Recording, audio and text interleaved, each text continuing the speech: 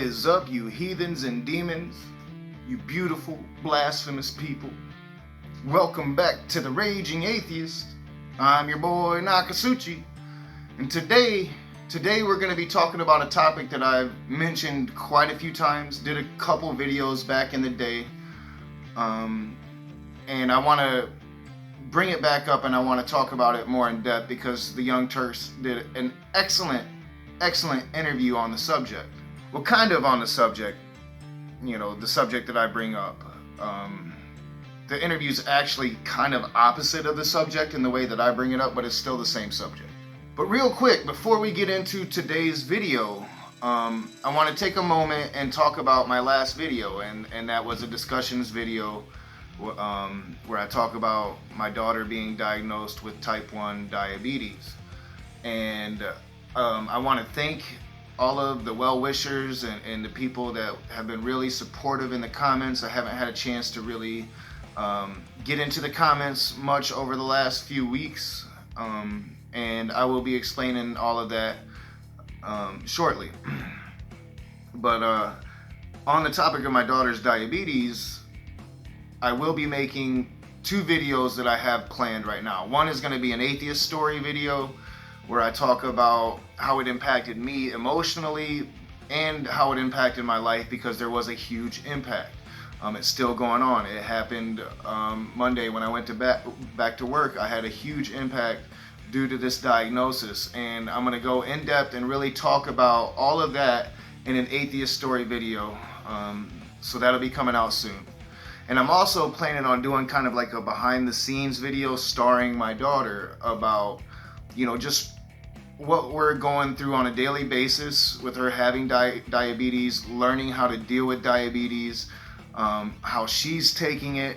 And I'm going to be doing a video like that, and that'll be coming out soon. So, that's going to be in the near future. But right now, I kind of want to get back on track, get back to doing what the Raging Atheist does. And the topic that I bring up a lot on the Raging Atheist is I don't understand how atheists can be Republicans, how atheists can be right-wing. And it's not even about the politics.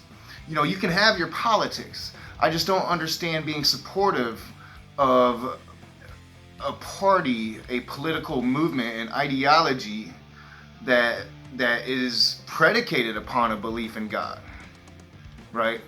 The Republicans have hijacked Christianity in America, and I just don't understand that how, as an atheist, even if you have similar political views when it comes to the politics, how you can identify with people that, one, despise you for being an atheist, and two, believes in the silly shit that you left behind, that you decided wasn't really feasible of your belief, and yet you're going to side with people that haven't been able to come to that conclusion. And I don't understand that. And just to kind of reiterate on that point, the Republican Party identifies as Christian. Their platform identifies with Christian values, so-called Christian values. And, just to reiterate on that, just to kind of prove that point real quickly, because I could have done 1,000 clips, but we're just going to show you real quick what I'm talking about. And then this just entire organic buildup of people who basically said, for whatever reason, we're not comfortable with the host of people who have come forward to say they want to be the next president of the United States. And we look at your record, we look at you, and we want you to do this. And it's been an incredible outpouring.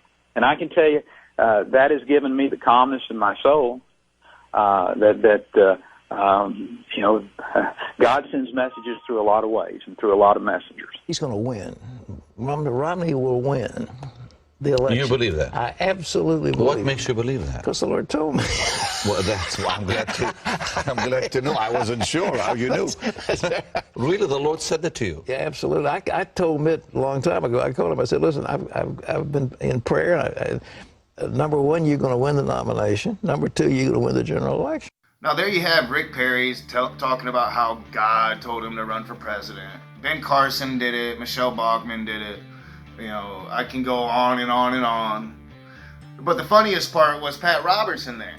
And that was back when Mitt Romney was running against Barack Obama. And Pat Robertson, an evangelical Christian, as fundamental Christian as you can be, a hard right-leaning fundamental Christian, is sitting there telling them that his Christian God, who is known to kind of take offense with other religions, is telling him how Mitt Romney's going to be president over the Christian black man. You know, Mormonism is cool with God, according to Pat Robertson, because God told him so.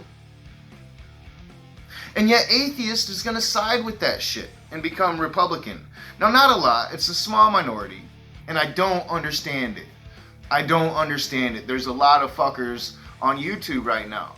You know, a lot of people that claim to be agnostic or atheist, and yet get their views and subscribers because they're quote unquote anti-SJW.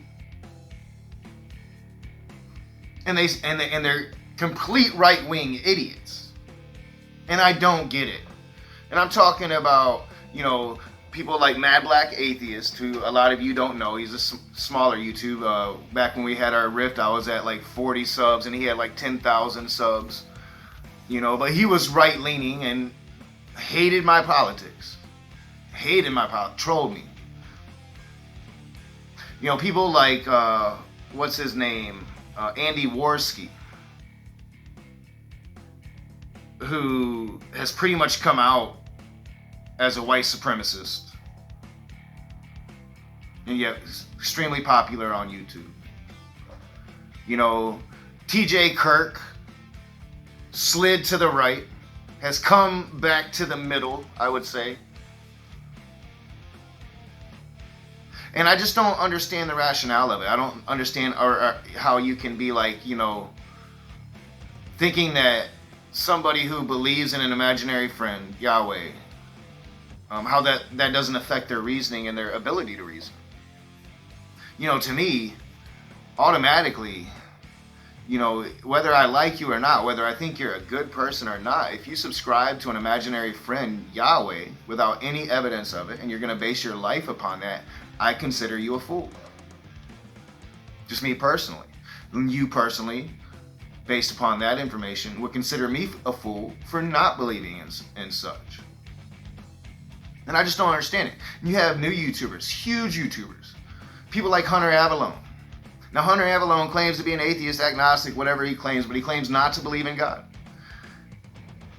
Giving atheists and agnostics a horrible popular face that we don't really want. I don't want fucking Hunter Avallone to be representing atheism, agnosticism, and he's not claiming to represent that, but he's claiming to be that. And, you know, that's a self thing. Like, I want atheists to all be like me, and I have to realize that they're not. But I just can't understand how you can hate liberals so much, who actually believes in your freedoms as an atheist, whether they agree with them or not, your beliefs. They believe in that freedom. And you're going to side politically with people that don't believe in that freedom. And I don't understand why. And you claim it's because the left is SJWs. And that's a fallacy. Because everybody's an SJW. Everybody's a social justice warrior about the social justice they want to see. You know, the white supremacists are social justice warriors. They want social justice for white people because they somehow think that white people have been suppressed, that white people are like the minorities or something. I don't understand it, but that's what they think. They are social justice warriors. You know, most Republicans that talk about liberal snowflakes and SJW, political correct whatevers, are the same people that get their panties in a bunch if you say Happy Holidays instead of Merry Christmas. You know, it's a fallacy. Everybody has their SJW shit. And honestly, if you really want to talk about the word, what the fuck is wrong with being a social justice warrior? Now, I know what you're talking about. You're talking about people that go around and really bring out the minute details and get offended over the minute details. And you have those people. It's called being human beings. There's a bunch of us now. There's 9 billion because we've overpopulated this planet due to your religion saying we need to procreate, procreate, procreate. And so you're going to get that. But as I said, everybody, depending on their ideology, are going to pick on certain minute details. Happy holidays versus Merry Christmas. It happens. It's called being human. Social justice warrior is somebody that believes in social justice. Somebody that thinks that people are equal. Humanists. And calling us humanists, that doesn't sound bad, does it? No, it doesn't. Oh, you're such a humanist. You believe in human beings. That's not an insult. SJW faggot. SJW libtard, snowflake, those are insults. And that's why they use them.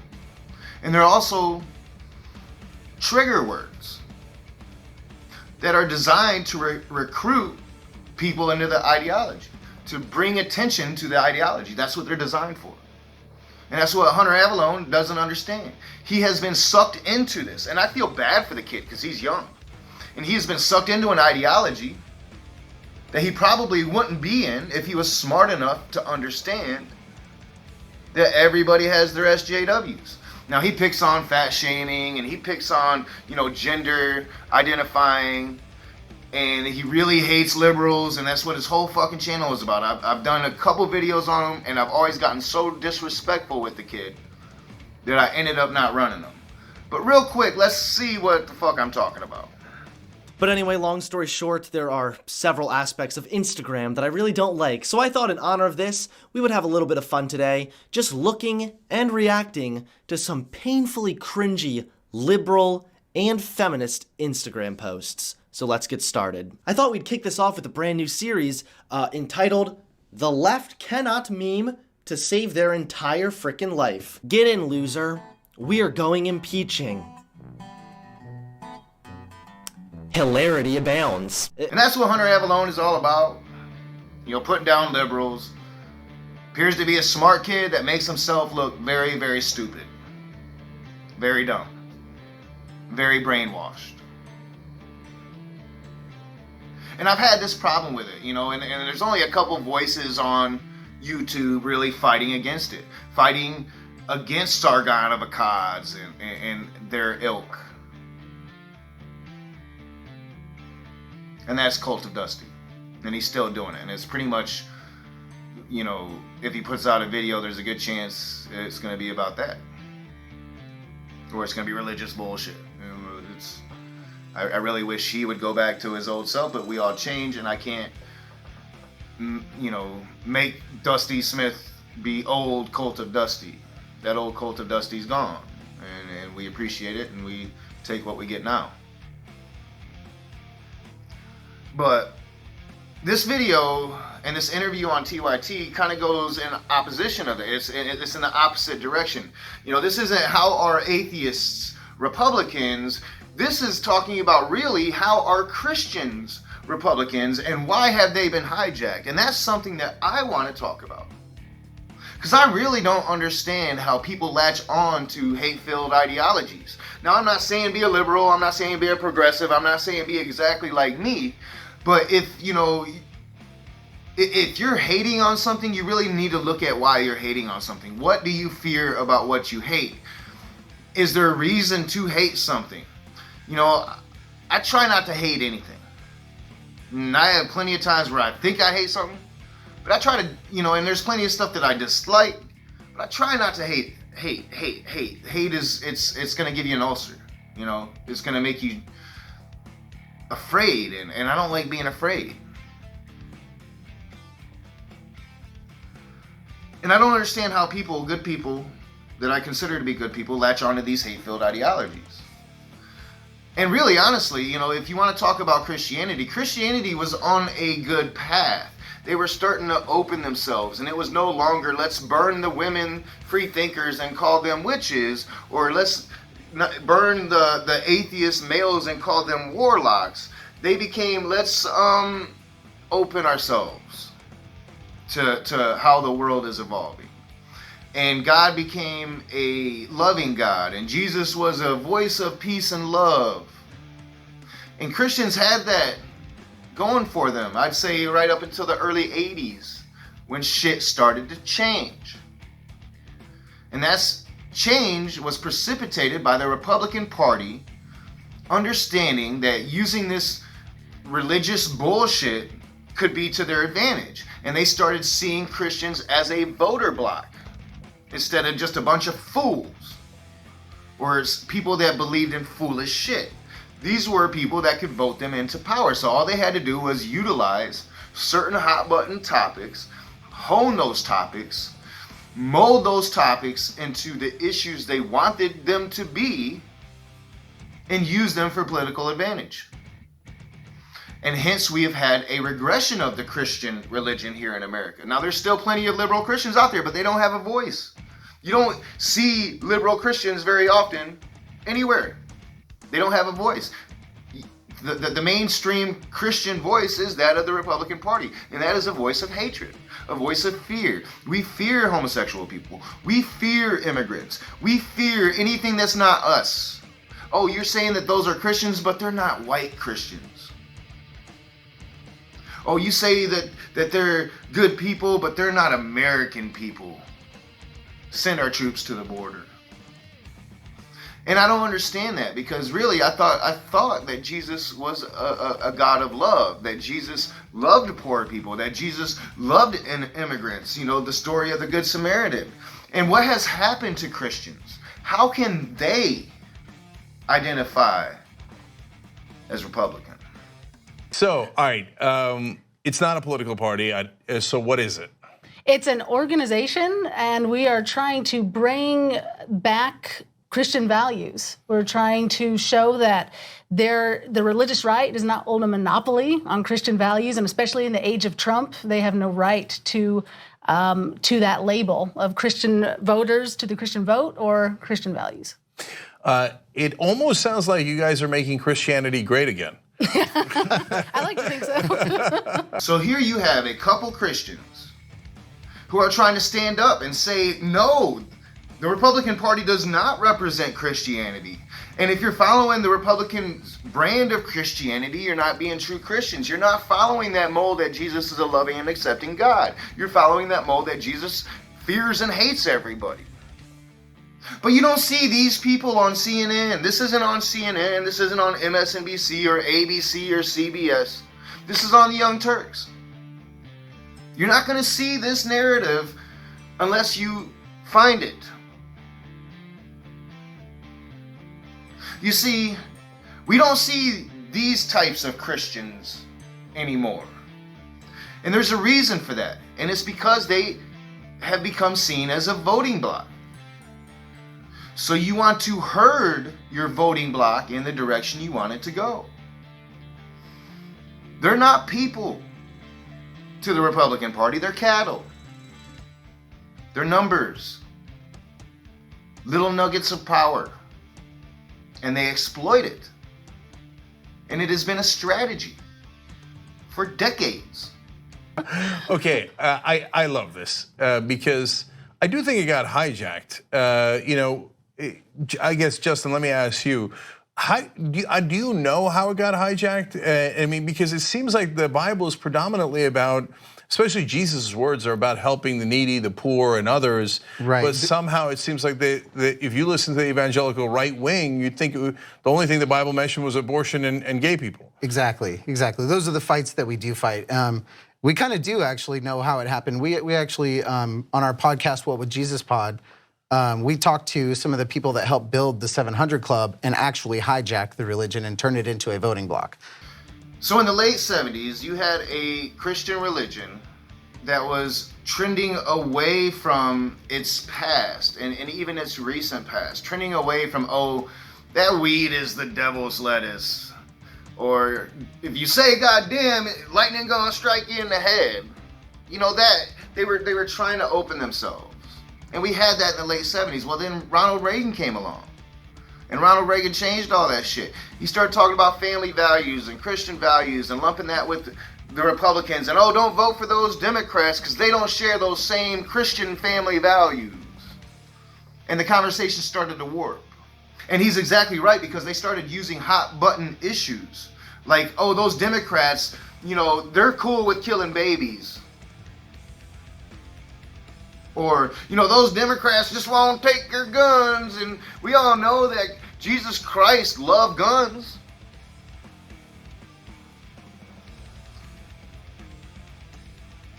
You know, those Democrats are Satanists. They don't really believe in God. No, not like we do. Because we're going to put on a fake Southern drawl and get you retarded motherfuckers to think what we think. But okay, let's talk about that more, Christina. So was there a time in this country when religious people were more across the spectrum, liberal, conservative, or evangelicals were more liberal? Did that time exist? When was it? Absolutely. At the turn of the century, if you look at history, it was the evangelicals, big revivals, and accompanied with the big revivals, they were preaching a social gospel. And that's really what the gospel of Jesus Christ came down to, is helping the least of these. And you didn't see a revival come into town that they weren't talking about some kind of social justice at the same time. Here there is truth and a little bit of not telling the whole story right there in that particular part. And I'm going to have to really call it out because, you know, Christianity has always had many faces. And it's all based upon your interpretation of Jesus. It's all based upon your interpretation of the apostles and what they would go on to say. It's all based upon interpretation. So if you have an interpretation, it can mean one thing. And then if somebody else has just a slightly different interpretation, it could mean a completely different thing. You know, perfect example of this, and this has been a problem throughout the history of America, was slavery. And still to this day, Christians, most of them, if you bring up the issue of slavery, will tell you that the Bible doesn't condone slavery. Of course not. It couldn't. The Bible's all good. How could it condone slavery? And then you have to point out the individual things that says, yeah, slavery is good. And then they don't even really believe that shit. Or you're warping it, you're twisting it, you're somehow making the words in this Bible different than the words in their Bible, and it's all because you're an atheist and probably a Satanist and Satan's doing it. Right?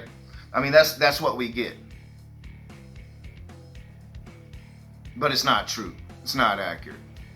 But you did have people that were abolitionists, that were against slavery, using the Bible and the words of God to justify being against slavery. But then you also had the slave owners and the slave holders and the politicians and all the people that liked slavery because it was driving the Southern economy. You had all of those people also using Bible verses and the words of God to justify their stance on slavery. You know, that has always happened throughout the history of this country. Because it's all based upon interpretation, or it's all based upon your particular cherry picking of what the fucking Bible says. That's the reality. That's what happens every fucking time. So this has been something from the 80s it started with the Reagan administration, the moral majority, and there's a whole history. We go into it quite extensively on our blog and our podcast and social media. It's been a hijacking and a manipulation of religion for the purpose of... So the original Christian leaders and potentially even Jesus were social justice warriors? Absolutely. Absolutely. Jesus was a progressive. He did things that men were not doing in his time. He was washing women's feet. He was traveling around. He was eating with tax collectors and sinners. He was, he was taking the Pharisees to task. There's a lot of things that Jesus was a social justice warrior. Yeah. So he was certainly anti-establishment. No, Absolutely. I don't think anybody could dispute that. And that is what I'm talking about when it comes to interpretation. Now, I want their interpretation to win the battle of interpretations, right? You know, their interpretation is that Jesus is good, Jesus is about love, and they're right, Jesus did cast out the moneylenders and all of that shit. But there's also other interpretations where Jesus is the complete fucking opposite of that. There's passages where Jesus is the complete fucking opposite of that. You read his Sermon on the Mount, and Jesus ain't really talking much about love. He's not talking about changing shit. He's still talking about the law and sacrifices and all right. So you even get beyond that. You look how Jesus treated his moms and the women. The women had to be in the back, right? I mean, so that's what I'm talking about with interpretations and this war of interpretations, to where people like the good liberal Christians that we're hearing right now, they have been winning that war. And that's why the Catholic Church is losing people and flooding, and now they've went to the left, and people consider them to be the left-leaning branch of Christianity, and that's done by design too. Because everybody fucking hates Catholics. The fucking priests all rape children. Nobody's gonna like them, so if you lash them to the left, it's just another way to demonize the fucking left. I mean, people are so ignorant that they can't fucking see this shit. It shouldn't take the raging atheist to point it out. You know, I'm a regular dude. I see it. Why can't you?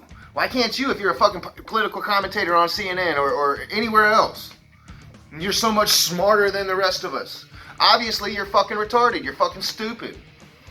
And please know that when I use the word retarded, I mean stupid, not mentally disabled. I don't think mentally disabled people are retarded. I think mentally disabled people are pure and innocent, much like my child. I don't think they're retarded. I think that's the way people demonize them. They use a word that means a thing and they latch it to a person.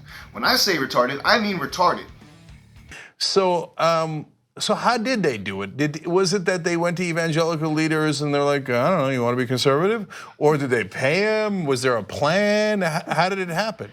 Yeah, you know, it's been a slow, there's a lot of propaganda in the religious right. And we were just talking about this outside, actually. We hear it's like a broken record on social media of, well, what about Democrats are against abortion or for abortion. Democrats want to kill babies. Democrats are for, same-sex marriage. They're against God. They booed God. I mean, it's like this constant stream of propaganda.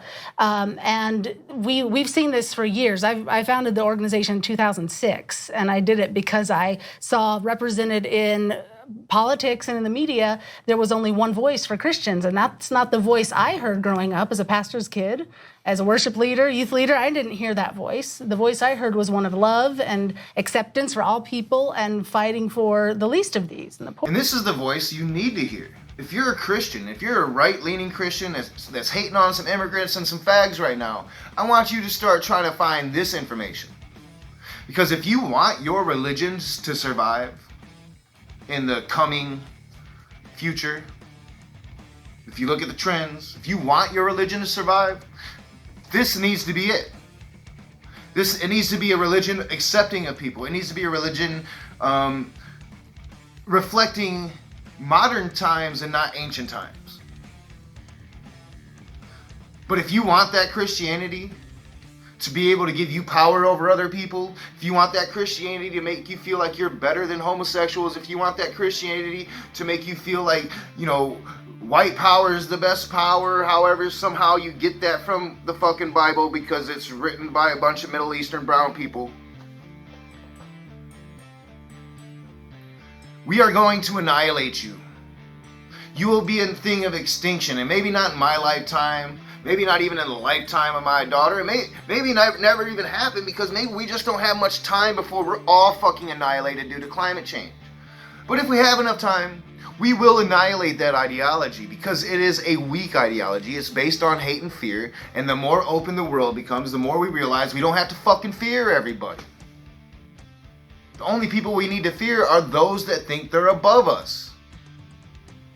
And that doesn't have a skin color. Poor. Yeah, that's wonderful. So is the media complicit? Because it seems like the right-wing evangelicals get an enormous amount of attention, and left-wing preachers, which exist, of course, left-wing religious leaders get almost a complete, I don't want to say ban, I don't think it's a conspiracy, but completely washed out. Like you never hear it at all. Why do you think that is? Yeah, this is something that has frustrated us to no end for the last decade, because anytime you see, here's the Christian response, it's going to be some wacko on the farthest fringe of the right. And that's what we have to end. That's what I strive to do here at the Raging Atheist. I find those fringe right people. I find them, and I pick on them. I make fun of them because they should be made fun of because they're fucking crazy. We need to demand that those people get no traction.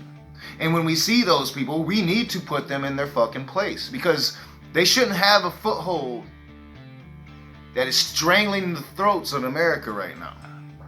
Not in this modern day age, and yet they do. We live in the era of Trump. What was a bad situation, which was a hijacking of a religion that was on the verge of really opening and accepting everybody, hijacked by the Republican Party, fear-mongered to where now that they're closed and they're afraid of everybody, has been made worse by the arrival of Donald Trump.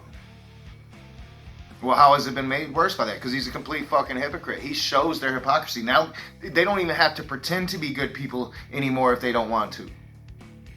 So we have a serious situation going on in America. And it needs to take real thought and discussion to overcome it. You know, we're getting nowhere by allowing them to continue this stupid ass fucking narrative, by being nice about it, by, oh, you can't talk to him like that because he's just being a Christian. He might be wrong, but he's coming from a good place because he's a good Christian. Fuck that. No. If you think gay people are abominations, if you think that they shouldn't have the same rights that you have, I don't give a fuck what your religious beliefs are. That's atrocious, and we need to put that in its place. So let me know what you think. You know, I can't understand how atheists are right-leaning, but really, how are Christians right-leaning if they truly want to believe in that narrative that Jesus Christ was a loving God that loved everybody? Let me know what you think in the comment section below. As always, I'm your boy Nakasuchi. This is The Raging Atheist. If you like my videos, hit that thumbs up, subscribe to my channel, share me on your social media. I'll see you soon.